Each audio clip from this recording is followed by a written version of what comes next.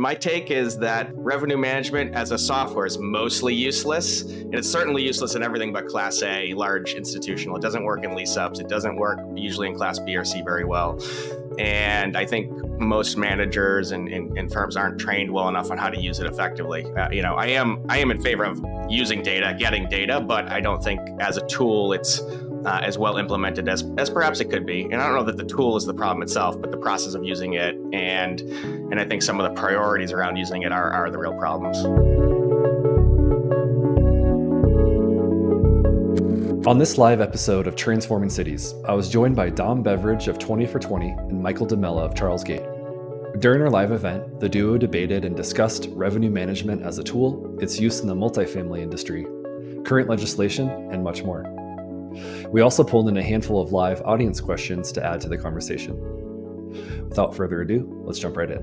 All right, guys, thank you so much for joining me today. Welcome to this live edition of Transforming Cities. It's always a pleasure to take it out of the recording booth and go live in the reporting booth, so to speak. So I'm excited to have both Dom and Mike here today for the revenue management debate.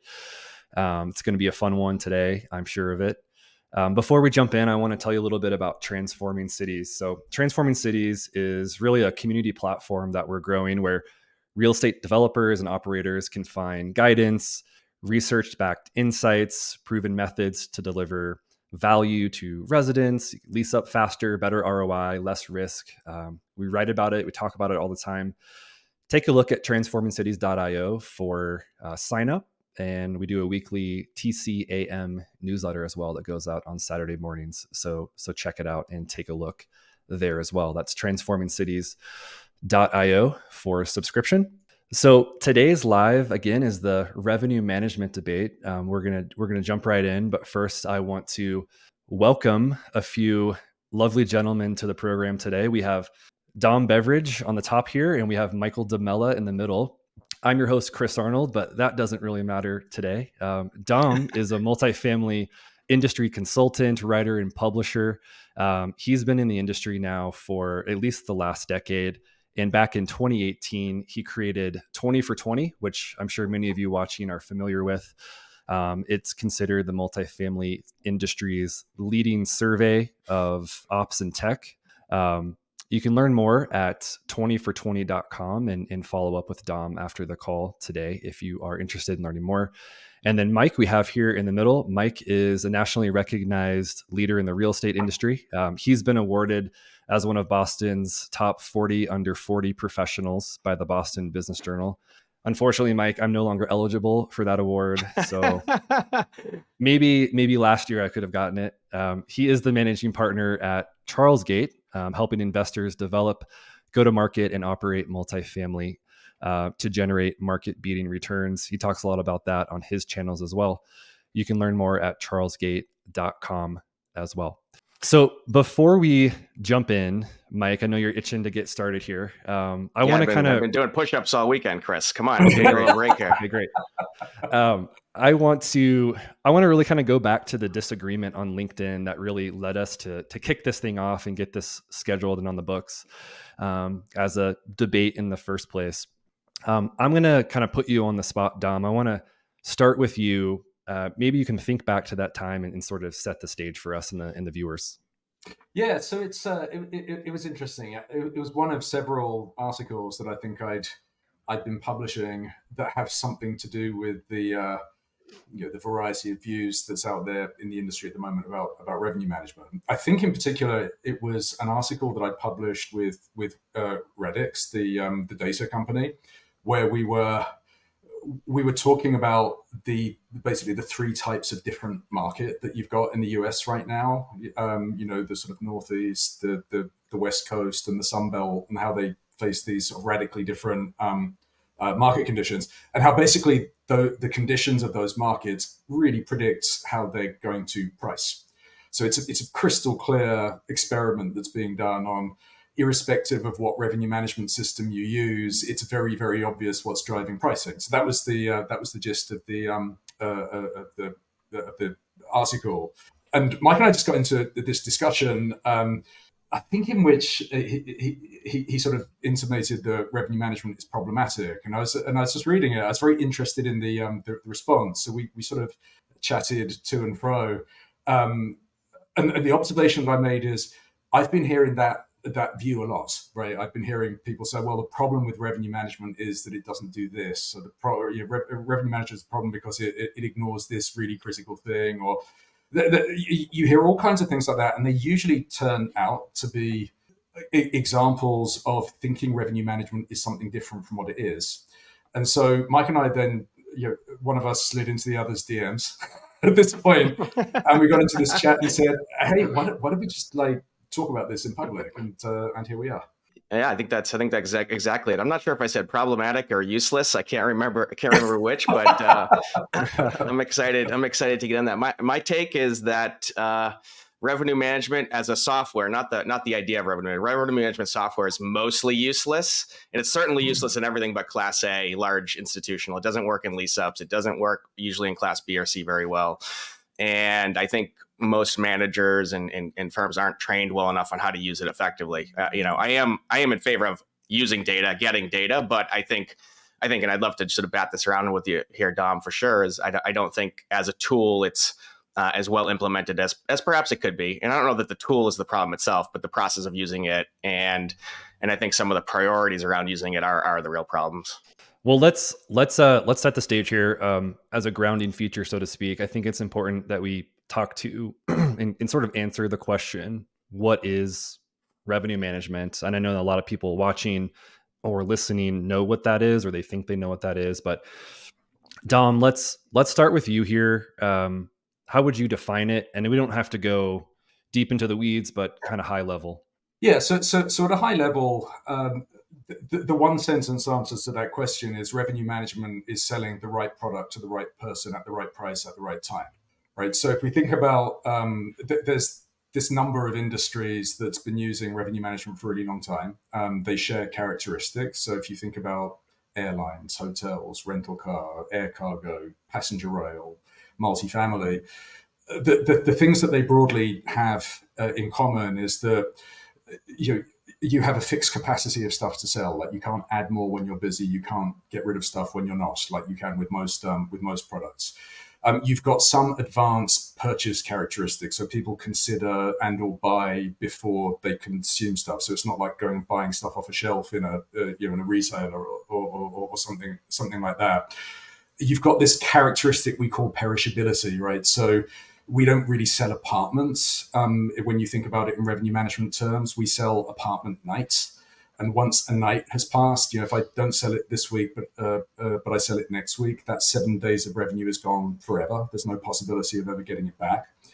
And that means that the stuff that you've got to do to maximize the revenue that you make is that combination of, all right, well, how do I predict what's going to happen in the future, right? So what can I know about my business today and what's going on in the market at the moment that's going to tell me something about what the future is going to be like?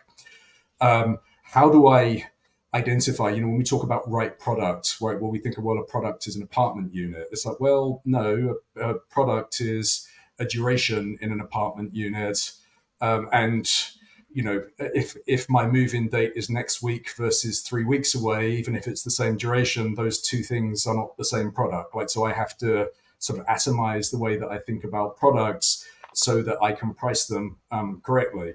When you start to think about, the right price, which is always the price that people are willing and able to pay, that's a mathematically sort of difficult thing to work out. You need to think about a lot of different things in order to do it. When you think about applying that to lots of different products, so my apartment unit really constitutes a bunch of different products, all of which have to be priced differently. You really need some systematic way of doing it. Like even if I grant you that, well, maybe you've got the smartest or the people who can intuit price really, really effectively, there's no way they're doing it as often as a revenue management system would.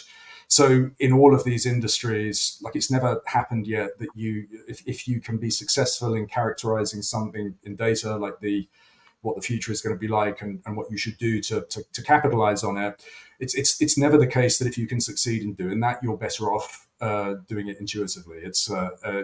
There is just always this benefit from being systematic and very, very regular.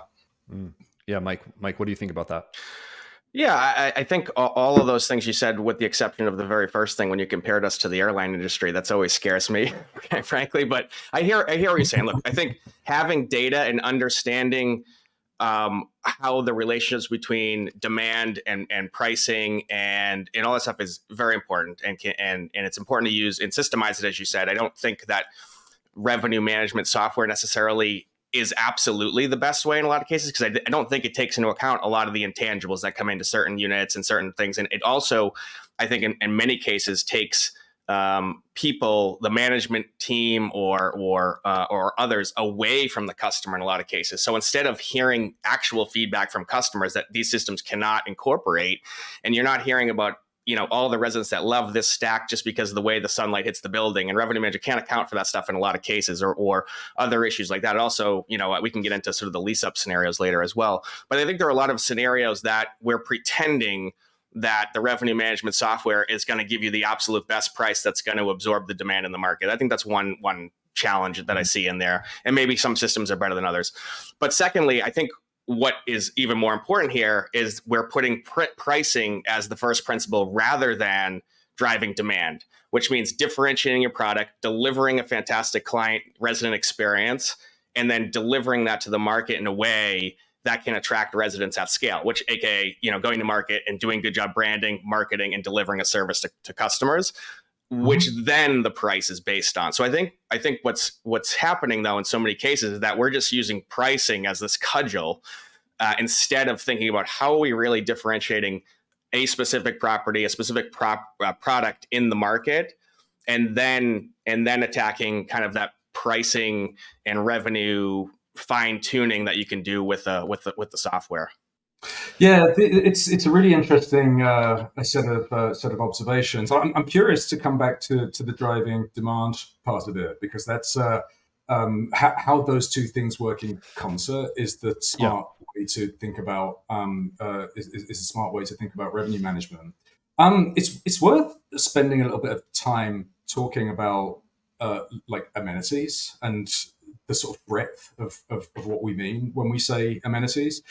Because it's absolutely true, right? You're trying to set prices because people compare the prices of these different units across different platforms. We add amenities, like if we have value add development, which tends to make us add more and more amenities into properties.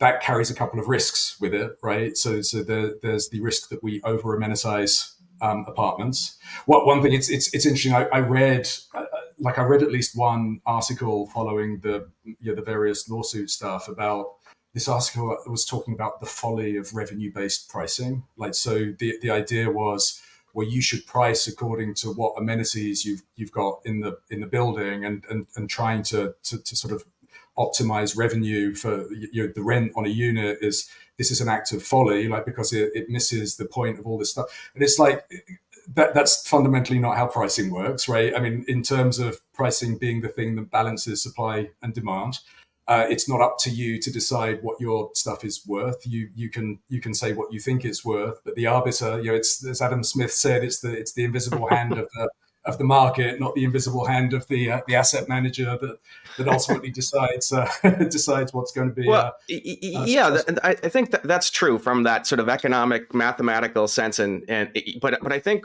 even more fundamentally though, right? Pricing is all about the value you deliver into the market, and that perception of the value, such that in this case, residents want to move into the property and live there. Amenities are a factor in that.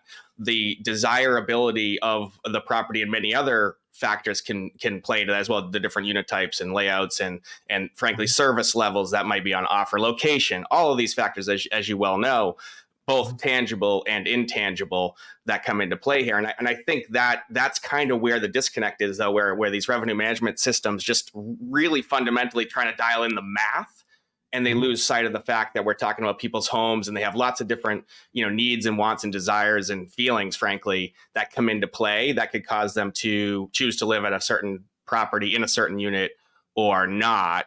But yeah, for sure, you make a lot of good points. We're trying to find that right intersection of demand and supply in the market, people looking and the properties available. I would just argue that I think there's such a huge opportunity that's often missed, driving more demand to a specific property in the market by delivering excellent value and by promoting that in the most effective way to attract more and more people to that specific property within a market. Thanks for listening to this episode of Transforming Cities, brought to you by Authentic, delivering premier multifamily brand experiences and smart digital marketing. Authentic's proven approach accelerates leasing velocity, boosts rental rates, and increases long-term value. You can find out more at AuthenticFF.com. And by Charlesgate, the multifamily investor's secret weapon to help underwrite, go to market, and operate projects that generate market-beating returns. With an adaptive staffing model and on-demand leasing teams, Charlesgate empowers a better resident experience at an efficient cost structure for today's owners. Visit charlesgate.com for more.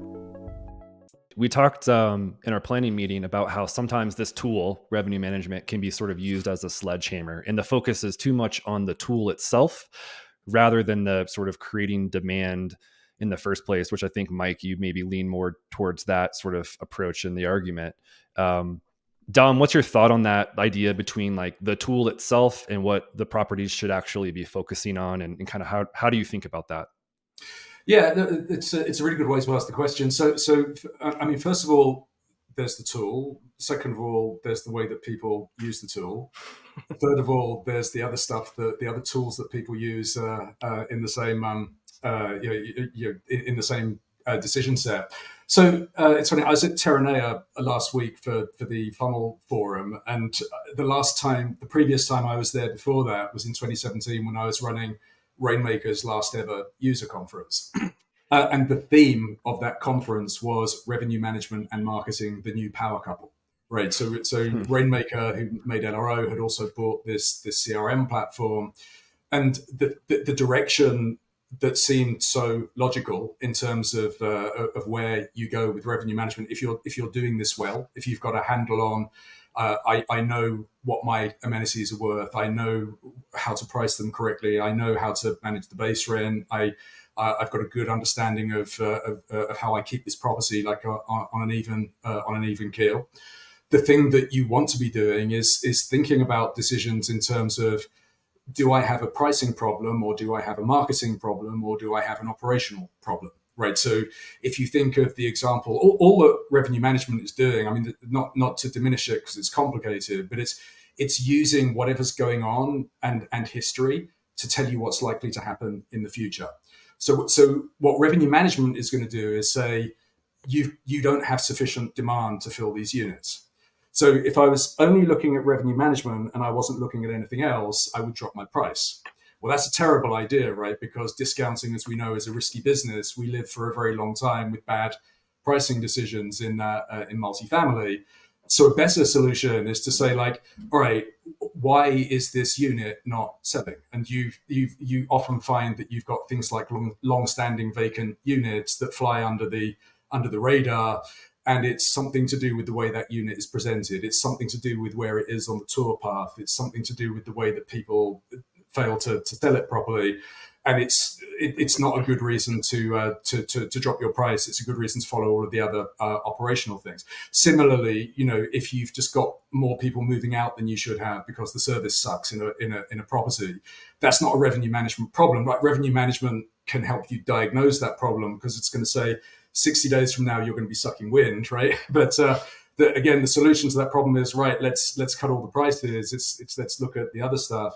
And then, of course, the key thing is marketing, right? So how many leads do I need to drive the number of conversions of the types of units that I need to sell in the time frame when I know they are becoming available? Again, those are not classic like revenue management problems, but what you want is the revenue manager being told by its forecasting and optimization system, what the revenue management system does, that you got this problem. Here's the range of stuff that you can do to solve it.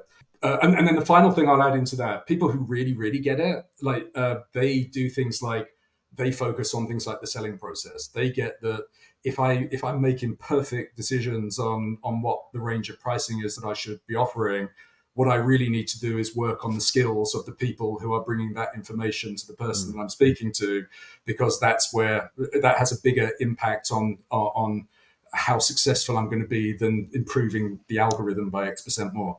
Yeah, I think we can totally agree on all of that. The only difference from my point of view is I would flip the script. Like, we know those things are generally problems. You can do better in terms of your leasing process and professionalizing your leasing team, centralizing it, and doing other things that actually make a whole lot more sense. We know, you should be focused on, I know there's a dramatic underinvestment in marketing in the industry, across the industry, that could actually drive tangible revenue and make residents happier. So I would just flip the script. I think revenue management at the top of that stack as the first investment is the wrong way to go. It should be the bottom of that stack. It should be the last investment in that sort of maximization stack to really be driving revenue in a more tangible way. And that's where I think we would differentiate. I think there's a lot of ways to use the software more effectively, because again, I think it's an easy, like anything that's a tool, there's pros and cons or dangers and benefits. You have a knife that you have to cut your food with. You can also slice your finger if you don't know how to use it. And I think revenue management tends to fall into that trap where managers or revenue managers, depending on the roles in different companies, fall into the trap of just, okay, it's the easiest solution is just, okay, let's lower the price because that is what the system's telling me. That's obvious. Yeah, let's just do that and get it rented. And that leads to sort of long-term underperforming assets. And so that again, and I'm sure, Dom, you'll say, and I know you will say, well, with the proper, training and with the right team doing it and with the right process being executed, you solve for those problems. But I at least from my point of view, I've seen it be far too common where it's the other way and there's not enough critical thinking behind the usefulness of this tool, because it's just so easy to see a price and see a date and just go with it. Yeah, Dom, you're definitely right. And, there are many people in this industry that do this really well, and they're definitely more successful than companies that don't. There is, though, for a great many companies that do this, like a really large number of companies that do this, they have a very narrow view of what revenue management is, right? It's this magic thing that you turn on and my revenue gets better. Like it's, I think is what's behind many of the things that I think you're surfacing here, and we can definitely talk more about that, because that's where perhaps many of the opportunities really are. But yes, there is this sort of cultural thing in the industry that it possibly hasn't thought this through, as well as most of the industries that do it. One thing, for example, we talked a little bit about this on the prep call. One thing is, if you sort of think about the scenario that I just described, where you've got your hands on all of the levers that you need to maximize revenue. You really need to think about who it is that's doing that work, right? So something that you see frequently in the industry is that we think revenue management is about this piece of software, right? It's very interesting sort of historical thing. You had these very early adopting companies public REITs that basically figured this out for the industry. They figured this out over multiple years, where there was a project to get the data sorted out. There was the algorithmic project to figure out how to solve for pricing. You then have tons of stakeholder management stuff that you have to do. How do you get regionals and asset managers to into a conversation with this revenue management analyst person and resolve disagreements, which you're going to get lots of, because your revenue management is frequently going to tell you something that you wouldn't do yourself. So they took all the lumps of doing all of that stuff over multiple years. And then the further you get into the adoption cycle, people just decide, okay, I buy this thing and then I get the same benefits that those companies have. Well, one of the things that you really bypass when you approach things that way is you start to select team members to support revenue management primarily on the basis that they're familiar with whatever piece of software they're using. And you miss most of the most important things. You'll take a leasing agent who's worked with XYZ solution a lot, and they're now our revenue manager. and they don't have most of the skills that you need to do any of the stuff that we just talked about, right? So there are broadly 5 things that you're looking for in somebody that's going to have their hands on the dials that we just talked about, right? They need first to be analytically smart. You can teach a smart analyst multifamily. It's hard to teach a multifamily person analytics, right? It's a bit of a mindset change. You want someone who's got solid business acumen, like they just understand what the decisions are ultimately driving. If you think about those trade-offs between marketing and revenue management and sales and so on, you need the sort of vocabulary and the mentality to bridge the analytical and the business worlds. There's no point in saying the algorithm did this. Like, you need to be able to explain to people, this is the condition that we see in the market, therefore we should do X, Y, Z instead of ABC. You need ability to interact with senior management, the stuff that we talked about just now. It's heavy stakeholder management. Mike, if you've got somebody sitting behind a screen telling you not to do the thing that you think you want to do, I've actually got someone in my ear right now telling me what to say. So does that count? I was wondering. And then the final thing is you need a lot of intellectual curiosity. So you're trying to select for people, and those are usually the characteristics of the people who are really good at this in the industry. It's not usually, or it's probably not most of the time, the person who's got their hands in that solution. Yeah. So Dom, that to me sounds very much like a unicorn. So, I think, and that's kind of my take on this. And I think, by the way, you did miss one thing, which I think is critically important. And again, done right, I actually do think revenue management is software it can be an effective tool done right. But I think we cannot in this industry and at individual properties lose sight of what the needs and wants and feelings of the residents are, and taking that feedback, whether it's from your leasing team or from your managers on site, and incorporating that into like what is happening from the holistic level for both the marketing standpoint, the service standpoint, but also the pricing, which we're trying to layer on top of that. That's a critical piece of the puzzle to make sure you're generating things that can help increase demand and ultimately prices, word of mouth, good positive feedback, and other key elements that are a critical piece. Also identifying those things where you might have a unit that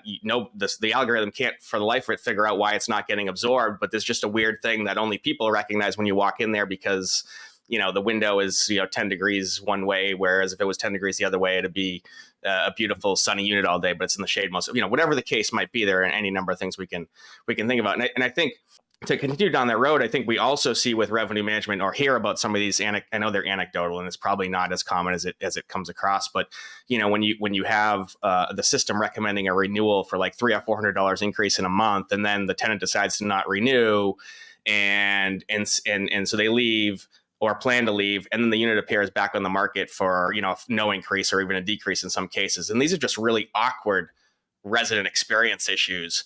And can cause really negative, whether it's word of mouth or otherwise in the market, that I think again could be mitigated with really well trained revenue managers, property managers. But I think there's a big gap in the market, and maybe folks can hire consultants like you to solve that for them. But I just concerned when someone picks up a piece of software off the rack and starts to use it, that it's a dangerous game in a lot of ways. Yeah, guys, I want to. Okay. Real quick, guys, because I think this is gonna dovetail into this nicely. I know I could just sit here and just let you guys talk, which I love. But one big question that I think is basically just dovetailing into what both of you were talking about is, is revenue management a net good or a net bad? And I know it's a trick question, but Dom, why don't you take what you two have been talking about, kind of reframe it in that question and kind of tackle net good or net bad? I know there's a lot of variables there, but how would you answer that? Oh, it's net good. I mean, I don't think there's a single example in the business world where it became possible to characterize something that's worth knowing in the future and manage your business accordingly, and an advantage accrued to the people that decided not to do it. I think you'd really struggle to find an example of that. I think you've got all of these challenges that are legit. We're like a high turnover industry. It's hard to get people to be good at stuff and to be consistent at stuff. But those things are worth overcoming, and the companies that do them are doing, typically doing really well. Do you mind if I just answer one thing about renewals, because I just think it's such a critical point that Mike just raised. I think it's the area where people tend to do the most damage. Generally, like if you don't have a handle on how you're supposed to do this, like the worst case scenario is the operator that effectively treats renewals like a direct marketing campaign, right? The objective is, let's just get the spreadsheet finished, let's write the letters, let's send them all out, and that's my process for doing renewals. In this market that you had sort of post-COVID, where you've just got these really big increases, just because you had decreases before, now you had these really big increases in rents. The worst things that you hear are the companies that just dropped huge rent increases on people at renewal, and when asked why, they would say, "Well, that's what the computer said." I mean, and the worst things are things like the leasing office that drops the really bad rent increases under the door at 5 o'clock on Friday afternoon, because at least that way they would have had all weekend to stew before they tell me they're moving out on Monday. But we can all agree that there's a special place in hell for people that for companies that drop enormous rent increases on people and don't think it's their job to explain, first of all, to make sure that this is something that they stand behind, right? I, as a company, believe that this is the right thing to do, irrespective of what recommendation came out of the revenue management system. But if you're not prepared to explain that to a resident, and it's not difficult to do, right? This is the price that I would charge for this unit if I put it back on the market. This is the discount that you're getting. We believe this is a fair offer. Like, I don't think it's a difficult thing to get people to do, but the people that don't think they need to do that more or less deserve everything that's coming to them. Yeah, I just think that's just another example of the limitations of the system. And I'll get into sort of answering Chris's question for them. But I think there are just so many limitations, and one of those being, making sure people use it properly to begin with, can effectively communicate it. That's super challenging. It's challenging enough to be a boots on the ground manager and have to, fix problems, solve maintenance issues, deal with triaging, problems, resident to resident complaints. There's so much work that has to go into this job as a manager that it's very, very difficult to then also be a effectively master communicator across all these realms. So again, that's where I think it's a challenge in those regards. I mean, certainly communicating rent increases is a key part, but dropping something because the computer says it is, I agree with you on that. It's totally unacceptable, Dom. But I think there are other limitations as well in a lot of aspects. As I said at the start, I think, in a market where there is enough of a quote unquote sample size, so large class A multifamily in a certain geographic area, I think there's some usefulness to it.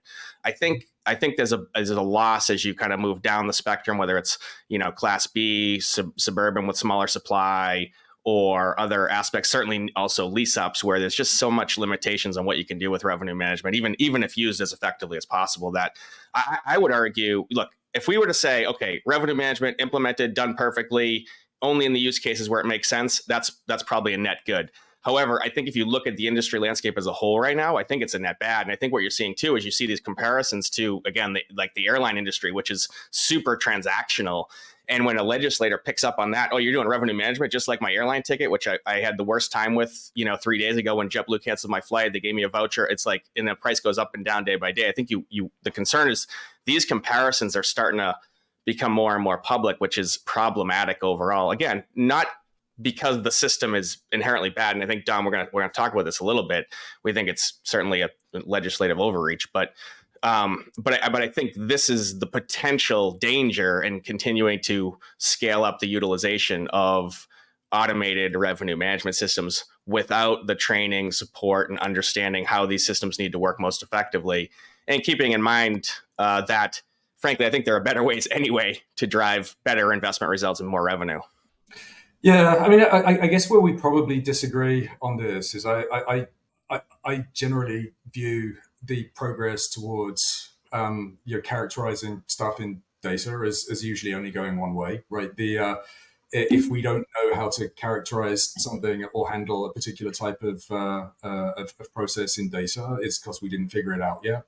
there are very few things that you can't ultimately. It reminds me, if you think of that wonderful scene in Moneyball, where Billy Bean brings Jonah Hill in to meet the scouts, to introduce the idea of recreating the star player in the aggregate from players who get on base a lot. Like it's a similar kind of thing, right? It's very easy to think, well, intuition, like you just need intuition in some markets. But if you called out two use cases that are super legitimate, right? If I think about the technology that we have right now in the industry, which has been around for about 20 years, that technology was designed primarily for big companies running sort of 300-ish unit properties, stabilized, wasn't really attuned to things like lease ups, to things like concessions, to things like markets where you have small small unit counts. So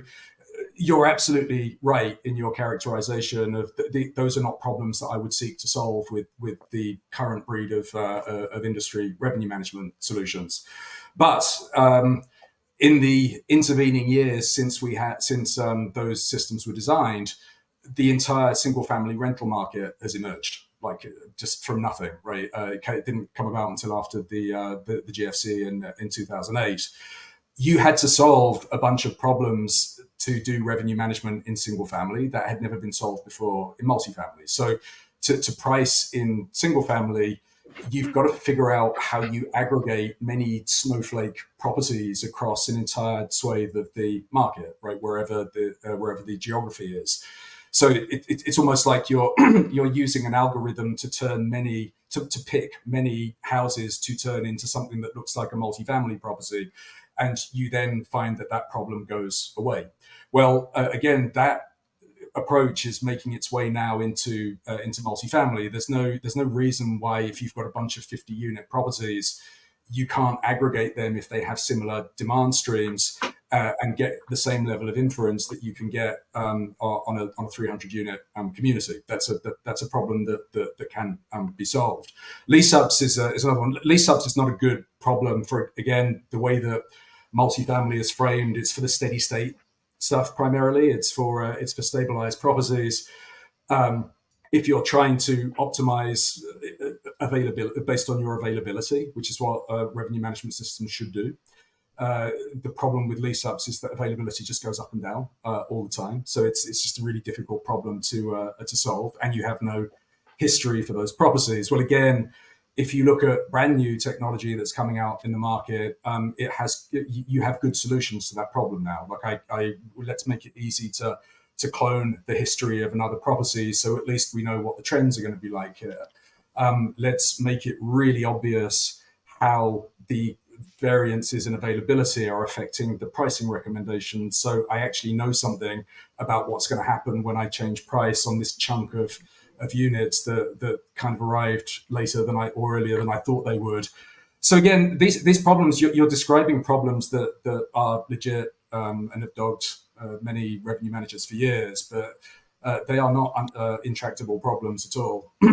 So I'm sure technology always evolves and gets better, no doubt about it. I'm just if you don't mind, I'm going to steal your analogy from Moneyball for a second there. And so Moneyball worked effectively well for the A's when they were the only team doing it, right?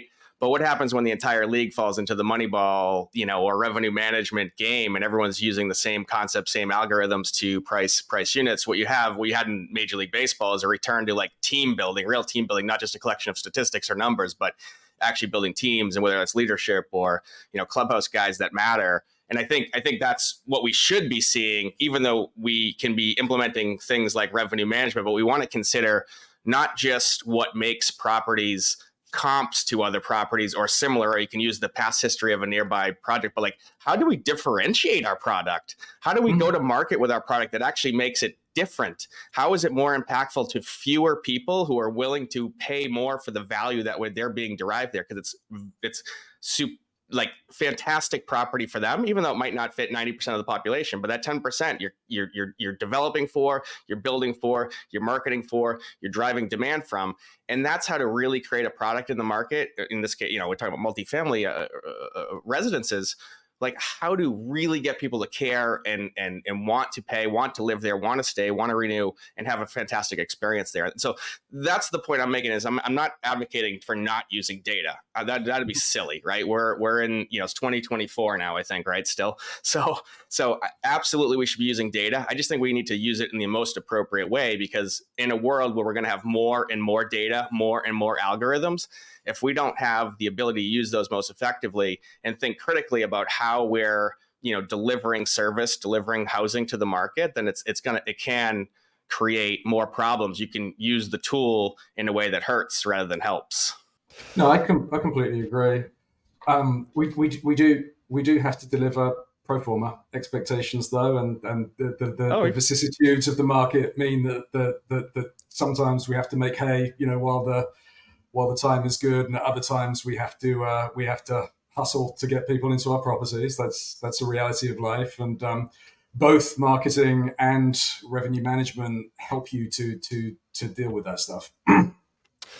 Guys, as we start to wrap up, I'm going to be the clock keeper here. We're at about 40 minutes. So I want to hit one other big question and then think about answering some questions. So for anyone who's listening or watching today, feel free to pop in a question there on LinkedIn, and we'll take a look at those as we start to wrap up. But for right now, I want to jump into some of the legislation pieces of the conversation. Legislation, lawsuits happening, what's going on, and what should we know about that as interested parties in the multifamily space. Dom, I know that you're very involved in these. You were just in Colorado a few weeks ago. Let's start with you, and then we can kick it over to you, Mike. Yeah, so there's a couple of things that are important to understand, because there's like a lot out there at the moment on this stuff. So the first thing is that there's this set of class action suits that originated back at the end of 2022, which are still playing out and will probably take some time to play out. And then you've got these legislative initiatives. So the first thing is litigation. So it's a question of whether or not various people have broken existing laws. And then the second thing, the newer thing, is legislatures writing new laws to make types of behavior illegal. Those are two very, very sort of different things. It's very difficult to say what will happen with the lawsuits. I mean, they are, if you've read through the details of the complaints, they are fundamentally about sharing non-public data. That's what they're really about. If anyone wants to understand the sort of disconnect between the sort of price fixing allegations and the substance of the lawsuits, read the white paper that we published last fall, like the stuff that's being alleged about cartel pricing, price fixing, and so on. Absolute nonsense. Like, it's not just untrue. It's not even possible to do what they're alleging. But again, you have to make this big thing if you're trying to do a class action lawsuit, which really, if you the stuff that revenue management systems do with this with this confidential non-public data is very innocuous. Like, there's nothing about it that drives prices up at all in the market. So think of the lawsuits a bit like, they're a bit like the lawsuits that led to McDonald's having to write "caution, filling is hot" on their hot apple pies. It's so it's people trying to make money out of declaring that some law has been broken that doesn't really affect anybody very much. That's how I would summarize the lawsuits. What's happened, though, is it's election year now, and so we've now got this set of largely blue state legislative initiatives where Colorado is the best example. So they were the first ones to sort of present new bills. They have looked at the lawsuits and they've said, okay, we don't like the sound of that, and it will take a long time to litigate those lawsuits. So rather than wait for that, let's just make the entire practice illegal. So the idea of the Colorado legislation, if it passes, any revenue management solution that uses confidential non-public data, so the intent is that everything that's currently made by RealPage or Yardi, they spelled that out in the hearing, that will be illegal in the state of Colorado. And then New York has just introduced another bill that looks very, very similar to the Colorado bill. I would be very shocked if you don't see this in most blue states across the country as we go along. this year. Like I said, it clearly seems like a vote winner for anyone who's up for re-election in the blue state this year. And then the final thing I'll just throw in is that there's a Senate bill that was introduced at the end of January, which is sort of different from the others. The Senate bill spells out that it's explicitly illegal to use a revenue management system to take a minimum of 2 companies' private data and use it to coordinate pricing. Now, all of that stuff is already illegal, right? So they're just making it so that if it emerges that a revenue management system does that, which none of them do, then using that revenue management system would be illegal. So it's a sort of hypothetical thing. I don't actually think it changes much about revenue management in the industry, but these state level things are really bad news. Yeah, and I think, one of these things that's always hard to talk about, well, certainly to start off, we can both agree this is dramatic overreach and bad policy that will actually only serve to exacerbate the problem, which is, not enough housing, frankly, right? So the government is simultaneously, and many state governments have simultaneously asked owners and developers to take on more costs, reduce ways that they can, maximize their investment, and make it harder to build, harder to entitle, and more costly overall, without understanding that's going to drive investment out of the housing market, which is going to cause a decrease or not enough of a growth in supply, which causes to exacerbate the big problem that we have. And it's, in many areas, it's been a dramatic undersupply of housing that we need. And so I think we in this industry, although this is revenue management, it can be difficult to talk about because it, makes you sound like the bad guy in essence, like, hey, I'm trying to actually raise revenue in a way that makes my investment to myself and my investors pay off. So it's difficult. I get it, but it's not and should not be on the backs of any one property, one owner, one developer, one company to solve the housing crisis by taking less of a return than they could otherwise get in the market. So it makes no sense to think about it that way. What we should all be absolutely advocating for is not these revenue management, restrictions or rent control or other silly ideas, but how can we enable local communities, with statewide or local ordinances to build more housing? How can we build more housing? That is the solution to the problem. It's simple.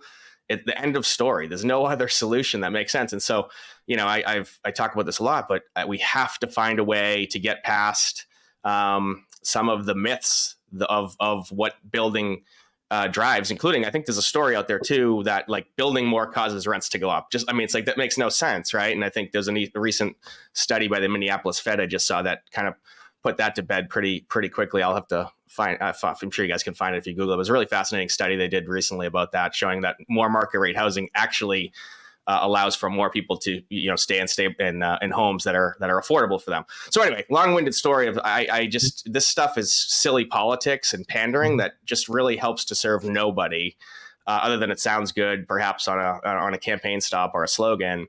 But we have to find a way to get sensible about housing policy across the country, but especially where it's really driven in local and state jurisdictions.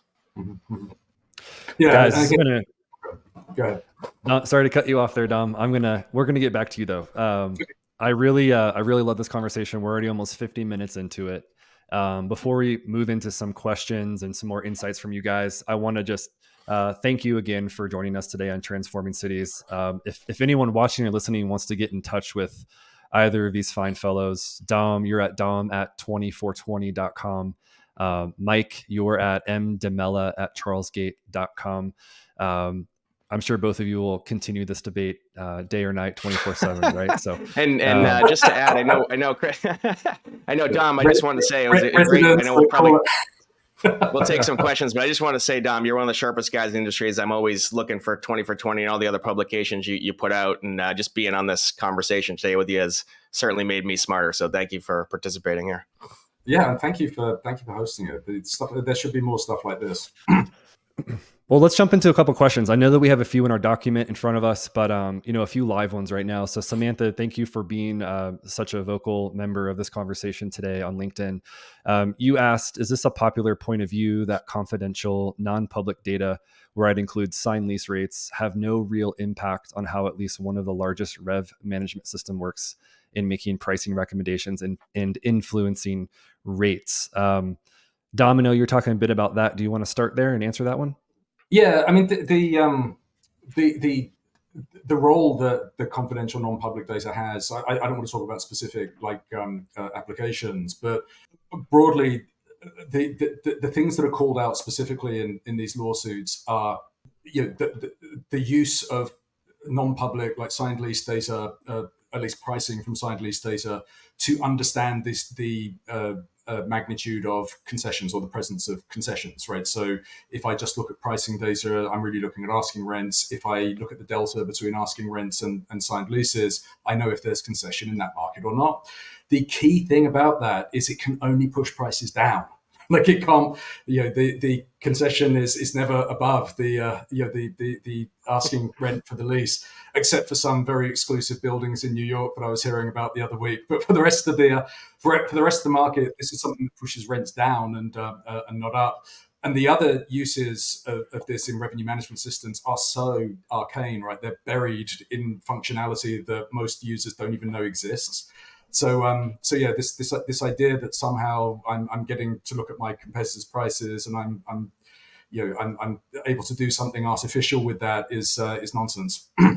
Mike, any thoughts there?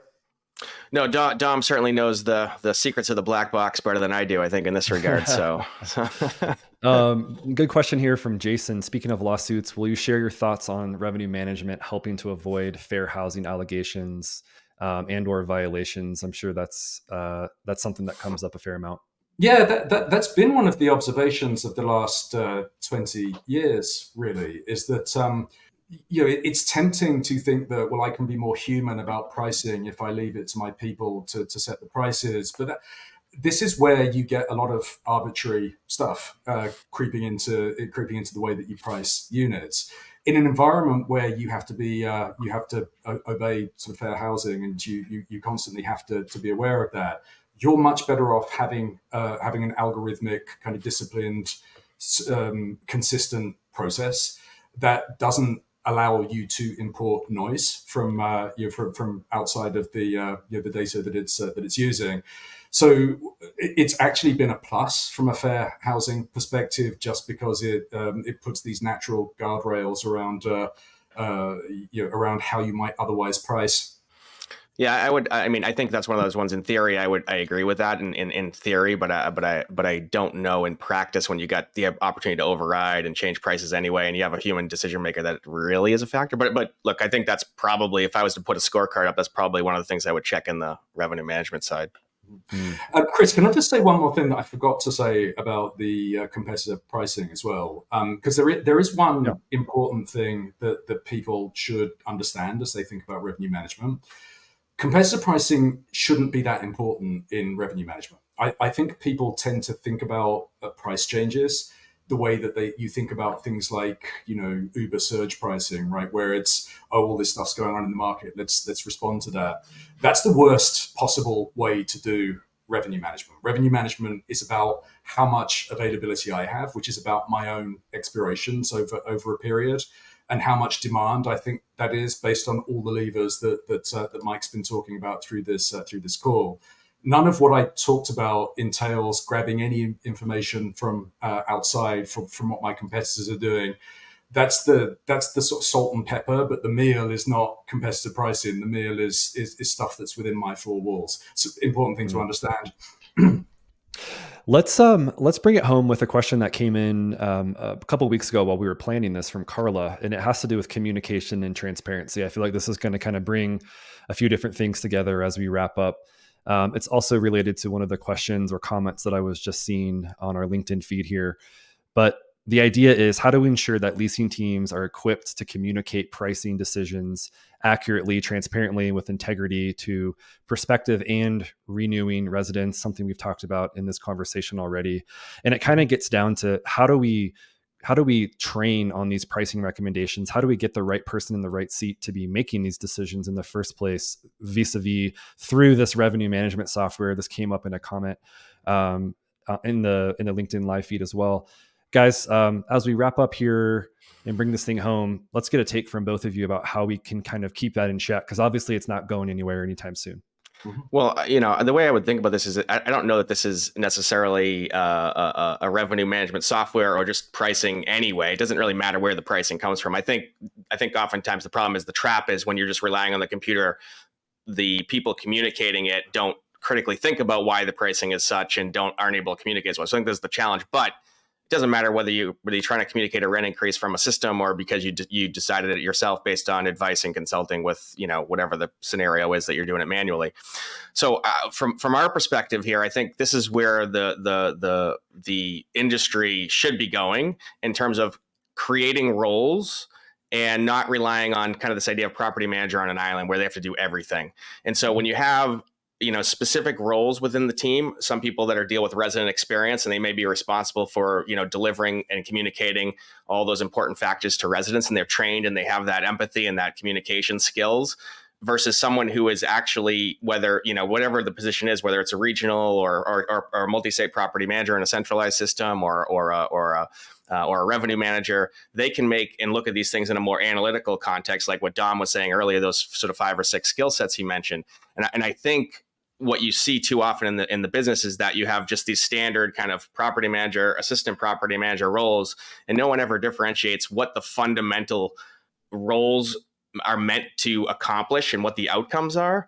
And so that's the challenge, and that's why you have these communication challenges with when rent increases or are communicated, and they're communicated in a way that just really isn't successful in terms of creating that experience that in order to get a resident to renew, ideally at the rate that you're trying to charge them. And so that's one of the things that we're certainly trying to do on our end as we create specialized roles and create a kind of more a pod structure, a hybrid centralized system where we're able to create the roles with the right people in the right seats who can do the parts of the job that we need them doing, whether it's the analytical side, whether it's the people side, and it's not kind of one size fits all, quote unquote, property manager or assistant property manager. Yeah, so I sort of touched on the renewal problem before, right? Like you need to decide, am I going to mark this particular renewal to market if there's a big delta between what they're currently paying and what the going rate is for that apartment at the moment?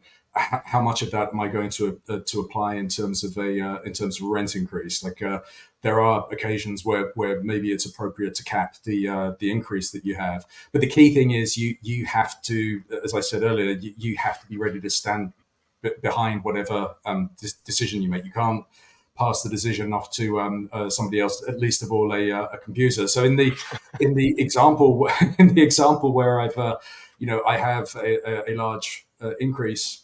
I need to be able to explain that to people in terms of this is why the price, the price is what it is. If we think about the examples that people use that are mostly in the post-COVID environment, you need to explain to people that rents went down and they are going back up again as a result of it, and we are going to offer you this much discount relative to the price of that unit in the market. You need to teach people to have conversations like that. Part of the problem, of course, is that just revenue management algorithms, they're 20 years old, most of them, they're just complicated, right? They're applying many different factors. They're going to come out with recommendations sometimes that are not the same thing that you would do yourself. And that means it's just difficult. It's not realistic to say we're going to teach a property manager to explain a complicated algorithm to a resident like in 2 minutes. Like, that's not a realistic aspiration.